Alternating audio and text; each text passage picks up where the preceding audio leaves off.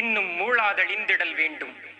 இனி என்னை புதிய உயிராக்கி எனக்கேதும் கவலையறச் செய்து மதிதன்னை மிக தெளிவு செய்து என்றும் சந்தோஷம் கொண்டிருக்கச் செய்வாய், சந்தோஷம் கொண்டிருக்கச் செய்வாய்.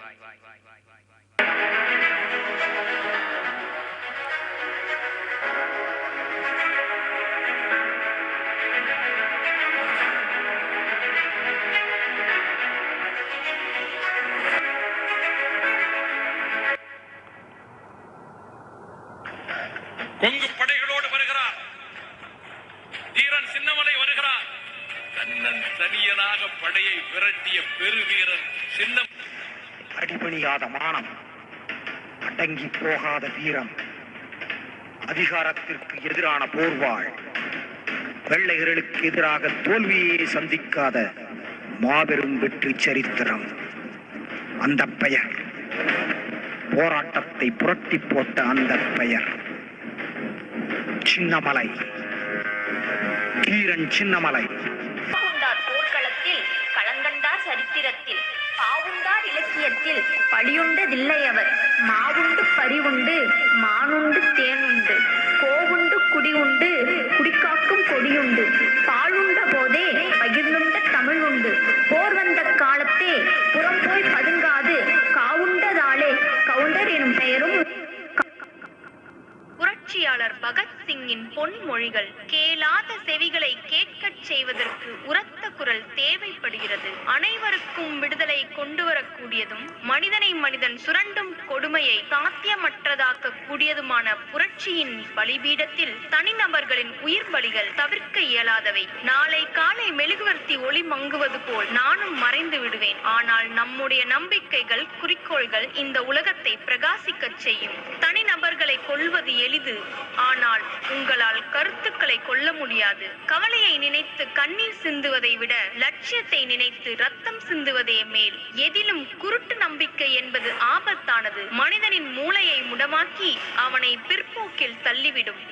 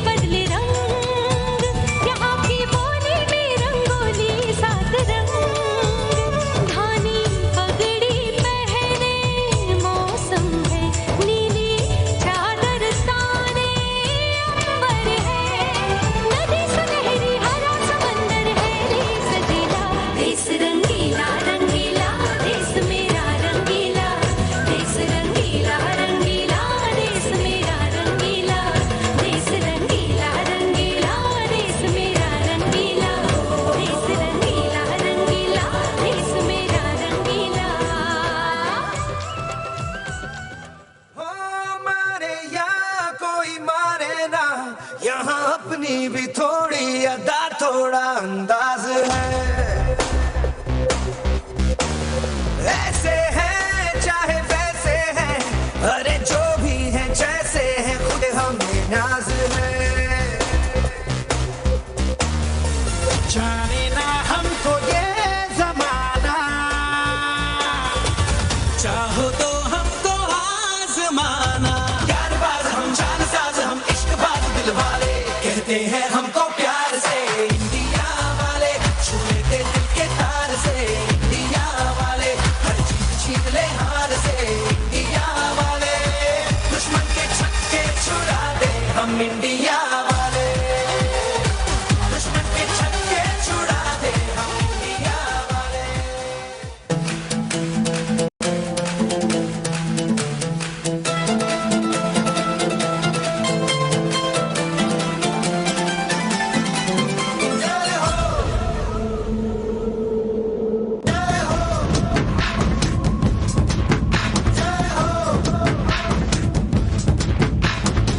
आजा आजा जिंद शामी आने के तले आजा जरी वाले नीले आसमाने के तले जय हो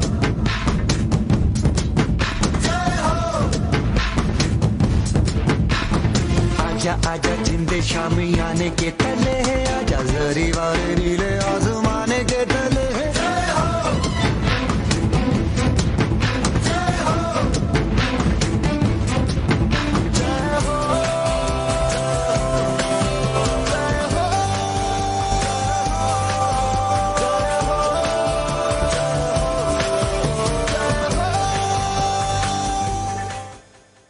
Good morning, everyone. We are students from Commerce Department before you to depict stories that take you back to the time of India's rebellion. We are before you to play different shades of Satyagraha movement where the main idea was fighting in non-violence. Reveal in the spirit of independence as you watch these compelling plays. Scene 1.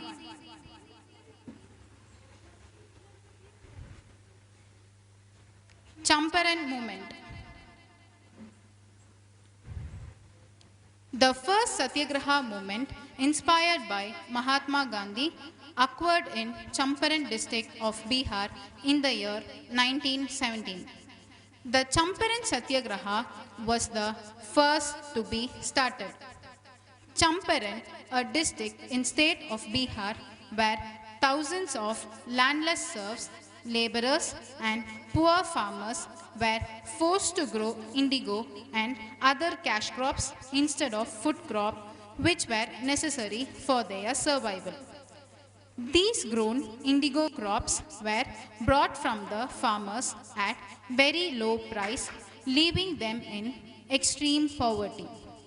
Even in those devastating famine, government levied heavy taxes. Without food and money, the situation was unbearable and peasants revolted against the government in indigo plant cultivation. Gandhiji, along with Rajendra Prasad, went to Champaran, but the British government served him with a notice saying that he was not to remain in the district Champaran. The British ordered, "If you leave the district now, the case against you will be withdrawn." A large crowd of peasants were outside the court shouting. Gandhi said, "I shall help you calm the people." Gandhi appeared before the crowd and said, "If you have faith in me, work by remaining quiet." The crowd dismissed and the people stared in admiration. The magistrate withdrew the case and allowed Gandhi to remain in the district. He visited many villages and examined their grievances. The government realized Gandhi's strength and his devotion. They themselves set up a committee and invited Gandhi to serve in the committee. The result was within few days, the Champaran Agrarian Bill was passed, stating that the farmers would not be forced to grow indigo crop, rather they can also grow cash crop.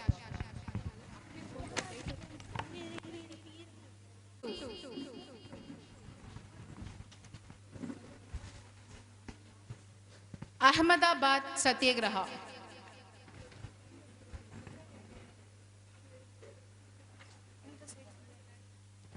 Gandhiji wanted to move his ashram. A rich merchant of Ahmedabad, who was closely associated with ashrama, volunteered to procure a suitable piece of land. Gandhiji went about him looking for a land and chose a place on the bank of Sabarmati ashram. In Ahmedabad, there were many textile mills. During the World War I, prices had gone down and there were shortages in the laborers. The mill owner promised to pay 75% increase in wages and hired mill workers. As soon as the war started to subside, situation became normal and the mill owner reduced the pay to 20%. The mill workers demanded higher wages, but the owners would not agree for it. Gandhiji sympathized and took up their cause. He launched a struggle. The workers proudly followed Gandhi and pledged their support. Days passed, but the mill owners were adamant. One day, Gandhi called up the workers and said, "Continue the strike till a settlement is reached. I will not touch any food." The fasting lasted only for few days, and the mill owners came to an agreement with the workers. They agreed to pay 35% pay.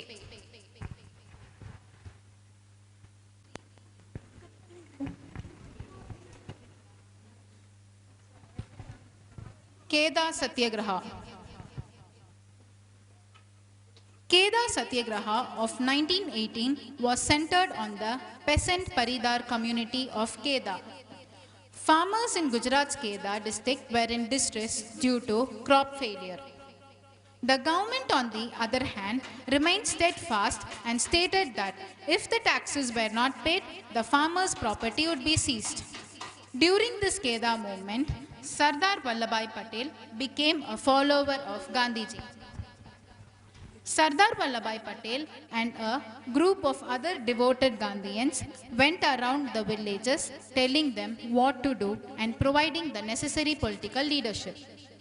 Mahatma Gandhi advised the peasants to withhold payment of revenue until their demand for its remission was met.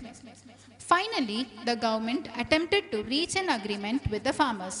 They agreed to suspend tax for the current year and following year. When it was discovered that the government had issued instructions that revenue be recovered only from those peasants who could afford to pay, the struggle was called off.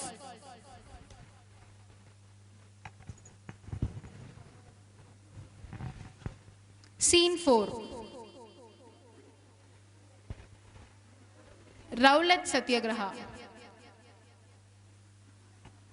The Rowlatt Act was the popular name for the Anarchical and Revolutionary Crimes Act of 1919 passed by British Indian government. This act was termed the Black Act. The act gave the government the power to imprison any person suspected for any terrorist activities for 2 years without bail. It also provided for arrest without warrant. Gandhi proposed a national-wide hartal. This was known as the Rowlatt Satyagraha. People refrained from going to work and hold meetings. The government clamped down and there were violent clashes in many parts. Due to wake of violence, the hartal was suspended by Gandhi. Later on, the Rowlatt Act was repealed by the government. We, the people of India, must be thankful to those who fought for the independence of our country. Thank you.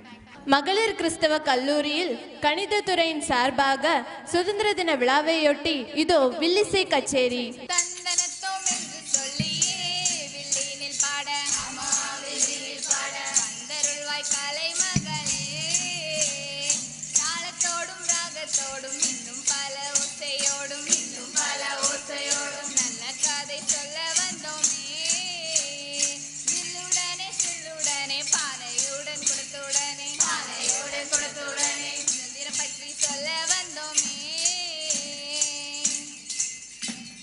அடேங்கப்பா, என்ன கூட்டம்! இவங்க எல்லாம் எங்க இருந்து நம்மள பார்க்க வந்திருக்காங்க? வேற எங்க? WCCல இருந்து தான். அதான் முகம் எல்லாம் பளபளப்பா இருக்கும்போதே தெரிய வேண்டாம். சரி, வந்தவங்களை எல்லாம் வரவேற்றோமா? ஆரம்பிச்சோமா? வணக்கம் வணக்கம் வணக்கம், வந்திருக்கும் எல்லோருக்கும் வணக்கம். வணக்கம் வணக்கம் வணக்கம், வந்திருக்கும் எல்லோருக்கும் வணக்கம். WCC பிள்ளைங்க நாங்க, WCC பிள்ளைங்க நாங்க, வந்தனம் சொல்லுகிறோம் நாங்க, வாங்க. வணக்கம் வணக்கம் வணக்கம். நான் தென்ன உன்ன காலேஜ் பக்கமே ஆளை காணோம். நாங்க என்ன காலேஜுக்கு வந்தோம், படத்துக்குலாம் போனோம். படமா? அப்படி என்ன படத்துக்கு போயிருந்த? ருத்ரமாதேவின்னு ஒரு படம்க்கா, செமையா இருந்துச்சு. சரி, அந்த கதையில என்னதான் ஸ்பெஷல் இருக்குன்னு சொல்லு பாப்போம். கதை சொல்லவா? அந்த கதையில கதாநாயகி ஒரு இளவரசியா பிறந்திருப்பாங்க. ஆனா இளவரசர் வேடத்துல தான் வளர்க்கப்பட்டிருப்பாங்க. அதுக்கப்புறம் அந்த நாட்டை கொள்ளையடிக்கிறதுக்கு ஒரு கொள்ளைக்கார கும்பலே உள்ள இருந்துச்சு. அவங்களை எதிர்த்து நம்ம இளவரசி என்ன பண்ணுவாங்கன்னா போராடி அந்த நாட்டையும் காப்பாற்றுவாங்க. அருமையான கதைக்கா. இது என்ன பிரமாதம்! நீ சினிமாவை பார்த்து இப்படி மெச்சுற? அந்த காலத்துல நிஜமாவே ஒரு ராணி ராஜாவை போல கம்பீரத்தோட வளர்க்கப்பட்டிருக்காங்க. நில்லுங்க, பொறுமையா இருங்க, அவங்கள பத்தி தானே சொல்ல போறேன். ராமநாதபுரத்திலே 1730 வீர மங்கை உலகில் வந்தாரே. சேதுபதி செல்லத்தாய் சம்பதிக்கு மகளாய் பிறந்து ஆண்வாரிசாய் வளர்க்கப்பட்ட ஆங்கிலேயரை துரத்திய வேலு நாச்சியார் கதையை கேட்போமே. ஓஹோ, வேலு நாச்சியாரா? அவங்கள பத்தி கொஞ்சம் சொல்லுங்களேன், கேட்போம். சொல்றேன் கேளுங்க. 17ஆம் நூற்றாண்டுல ஆங்கிலேயர் வணிக நோக்கத்தோடு நம்ம நாட்டுக்குள்ள வர்றாங்க. அப்போ இந்தியான்னு ஒரு நாடே இல்ல.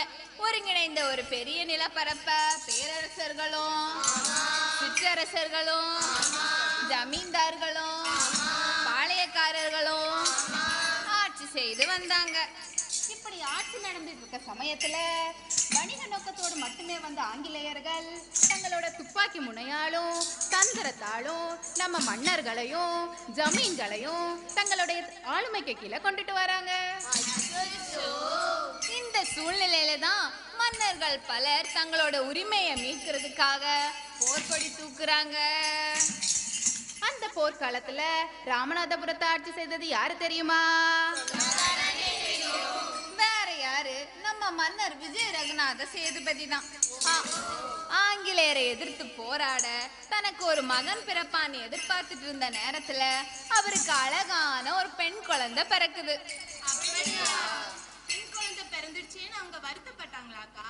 இல்ல, அதுக்கு கொஞ்சம் கூட வருத்தப்படாத நம்ம சேதுபதி தன்னோட பெண் குழந்தையும் ஆண் குழந்தைக்கு ஈடாக தைரியத்தோடையும் கம்பீரத்தோடையும் வளர்க்கிறாரு. அவங்கதான் நம்ம வேலு நாச்சியார். சொல்றேன் கேளுங்க. கல்வி விளையாட்டு சிலம்பம் மீட்டி எறிதல் வாள் வீச்சு அம்பெய்தல் குதிரை ஏற்றம். கல்வி விளையாட்டு சிலம்பம் மீட்டி எறிதல் வாள் வீச்சு அம்பெய்தல் குதிரை ஏற்றம். மலையாளம் பிரெஞ்சு உருது ஆங்கிலம் தெலுங்கு எல்லாவற்றையும் கற்று சிறந்தார். மலையாளம் பிரெஞ்சு உருது ஆங்கிலம் தெலுங்கு எல்லாவற்றையும் கற்று சிறந்தார். எப்பா, நமக்கு தமிழே தத்தைக்க பொத்தைக்க, இதுல இவ்ளோ மொழியா? தமிழ் மட்டுமா, சிலம்பம் வாழ்விச்சு இன்னும் எவ்வளவு படிச்சிருக்காங்க. இப்போ உள்ள பிள்ளைங்களும் தங்களை பாதுகாக்க தற்காப்பு கலை கத்துக்கணும்ல அக்கா. அவங்க கத்துக்கிட்டது இருக்கட்டும், உனக்கு எத்தனை கலைகள் தெரியும்? இத்தனை கலைகள் இருக்கேன்னு எனக்கு இன்னைக்கு தான் தெரியும். வீட்டுல போய் தான் கூகுள தட்டணும். சரி, இப்ப கதைக்குள்ள போலாம் வாங்க. இவ்வளவு பயிற்சி பெற்றதால 16 வயசுலயே ஒரு பெரிய படைய வழி நடத்தக்கூடிய திறமை நம்மளோட வேலு நாச்சியாருக்கு இருந்துச்சு. அப்புறம் என்ன, கல்யாணம் தான். கல்யாணம், ஆஹா கல்யாணம், வெள்ளாச்சல் கல்யாணம், முத்துவடுகநாதர் கூட கல்யாணம், ஆஹா கல்யாணம், வெள்ளாச்சல் கல்யாணம், முத்துவடுகநாதர் கூட. கல்யாணம் முடிஞ்சு கோட்டையில பாதுகாப்பா இருக்க வேண்டிய நம்ம வேலு நாச்சியார் மக்களையும் நாட்டையும் பாதுகாக்கிற பணியில ஈடுபடுறாங்க. அதாவது அவங்களோட கணவர் முத்துவடுகநாதர் ஆட்சி செய்த சிவகங்கை சீமையில படை தளபதி ஆறாங்க. அங்க 2000 படை வீரர்கள் இவங்களோட கண்ணசைவுக்கும் வார்த்தைக்கும் கீழ்பட்டு நடந்தாங்க. பெண்களை தாழ்வா நினைச்சிட்டு இருந்த அந்த காலத்திலயும் இவங்க 2000 படை வீரர்களுக்கு தளபதியா இருந்திருக்காங்க. அந்த படைக்கு மேலும் பலம் சேர்க்கிற மாதிரி சின்ன மருதுவும் பெரிய மருதுவும் சேனாதிபதிகளா இருந்தாங்க. எல்லாமே நல்லா போயிட்டு இருந்த சமயத்துல சிவபூஜையில கரடி புகுந்த மாதிரி நம்ம சிவகங்கையிலும் புகுறாங்க இந்த ஆங்கிலேயர்கள். புகுந்து வரியும் கேட்க ஆரம்பிக்கிறாங்க. அதுக்கு நம்ம முத்துவடுகநாதர் என்ன சொன்னார் தெரியுமா? என்னுடைய நாட்டுல ரத்த ஆறே ஓடினாலும் என்னோட ஊரே அழிஞ்சாலும் என் உயிரே போனாலும் வேற்று நாட்டவனான உனக்கு வரி தர மாட்டேன்னு சொல்லிட்டாரு. இதனால கோபம் கொண்ட ஆங்கிலேயர்கள் முத்துவடுகநாதரை கொல்றதுக்கு திட்டமும் போடுறாங்க. வேலுநாச்சியார் நாச்சியார் கூட இருக்கிறவரை கொல்ல முடியாதுன்னு தெரிஞ்சுக்கிட்ட ஆங்கிலேயர் என்ன பண்ணாங்க தெரியுமா? நாச்சியாரை திசை திருப்பி மன்னரை காளையர் கோயிலுக்கு வர வச்சாங்க. அங்க என்ன நடந்துச்சு தெரியுமா? சொல்றேன் கேளுங்க. சிவகங்கை சீமையிலே முத்துவடுக நாதரே, ஆங்கிலேயரால் முதுகில் சுடப்பட்டு மாண்டீரே, நாச்சியாரை நிலை குலைய வைத்தீரே, இடியை காதினிலே விழுந்தது போலானதுவே, சிவகங்கை சீமை கைவிட்டு போனதுவே, வீரமங்கை உடன்கட்டை ஏற துணிந்தாரே. உடன்கட்டை ஏறிட்டாங்களா? அப்ப கதை இதோட முடிஞ்சுதா? இனிமேதான் அவங்க ரிவெஞ்ச் எடுக்க போறாங்க. அவங்களோட வீரத்தையே இனிதானே நம்ம பார்க்க போறோம். ஆமா, இப்ப நாட்டையும் இழந்து கணவனையும் இழந்து தன் மகள் வெள்ளந்தி நாச்சியாரோடு தனியா இருக்கக்கூடிய வேலு நாச்சியாருக்கு யாரு துணையா இருந்தா தெரியுமா? வீரம் மிகுந்த மருது சகோதரர்களும் படைத்தளபதி தாண்டவராய பிள்ளையும் துணையா இருந்து என்ன சொன்னாங்க தெரியுமா? இழந்த சிவகங்கை சீமைய மீண்டும் மீட்டெடுப்போம்னு தைரியம் படுத்தினாங்க. அவங்க கொடுத்த தைரியத்துல நயவஞ்சகமா என் கணவனை கொன்றவர்களை நான் கொஞ்சு சிவகங்கை சீமையை மீண்டும் மீட்டெடுப்பேன்ட்டு சொல்றாங்க நம்ம வேலு நாச்சியார். வேலு நாச்சியார் அப்படி என்னக்கா பண்ணாங்க? சொல்லுங்க, கொஞ்சம் கேட்கவே ஆர்வமா இருக்கு. தலைமறைவா இருந்தாதான் வெல்ல முடியும் நினைச்ச வேலு நாச்சியார் 8 வருஷம் ஆங்கிலேயர்களோட கண்ணில் சிக்காம அந்த காலத்தை தன்னை கூர்மைப்படுத்திக்கிறதுக்காக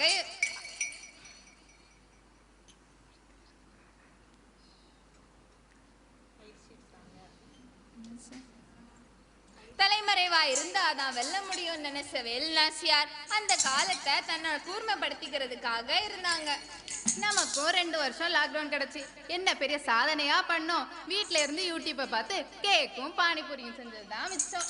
எப்பவும் தின்றதுலே குறியாரு. இப்ப வா கதைக்கு போலாம்.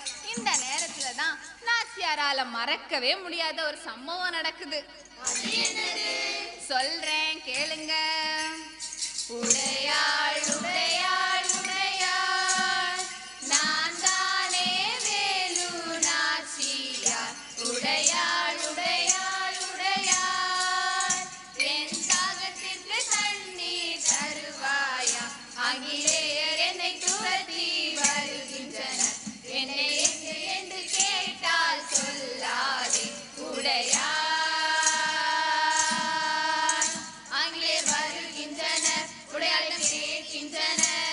வேலு நாச்சியாரை பார்த்தாயா? பார்த்தேன் ஆனாலும் சொல்லேன் என்று கூறியதால் துண்டு துண்டாக வெட்டி கொல்லப்பட்டாள் உடையாள். இப்படி தனக்காக தன்னுயிரை தந்த உடையாளுக்கு நன்றி செலுத்தும் விதமா வேலு நாச்சியார் தன்னோட தாலியை கலற்றி அவங்க உயிரில் அந்த இடத்துல காணிக்கையா வச்சுட்டு போறாங்க. இவ்வளவு தைரியமா ஆங்கிலேயரை எதிர்த்து பேசின உடையாளை பத்தி நம்மளுக்கு இன்னைக்கு தானே தெரியும். அவங்கள பத்தி தெரிஞ்சுக்கிட்டேன். சரி வாங்க பார்க்கலாம் அடுத்த நாச்சியார் எங்க போறாங்கன்னு.